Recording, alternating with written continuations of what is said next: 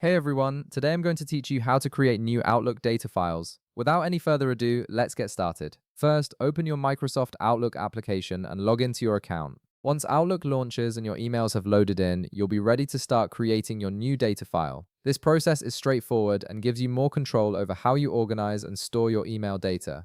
Now, with your inbox visible on the screen, direct your attention to the top part of your screen where you'll find your Home menu. Look for the New Items drop-down button and click on it to reveal additional options. This button is your gateway to creating various types of items in Outlook, including the data file we're about to set up. From the list of options that appears, hover your cursor over More Items. When you do this, the menu will expand to show you even more choices. This is where Outlook keeps some of its more advanced features that aren't used as frequently but are incredibly useful for managing your data. From the expanded options, click on Outlook Data File. This action will open a File Explorer window on your screen.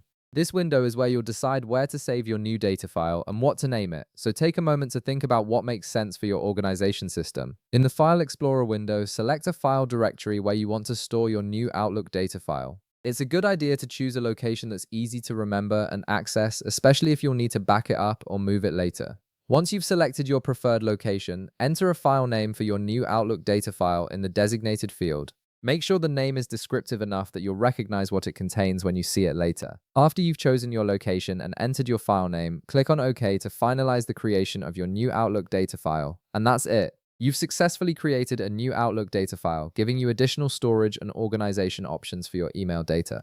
If this video helped you out, be sure to leave a like, subscribe, and I'll see you in the next one.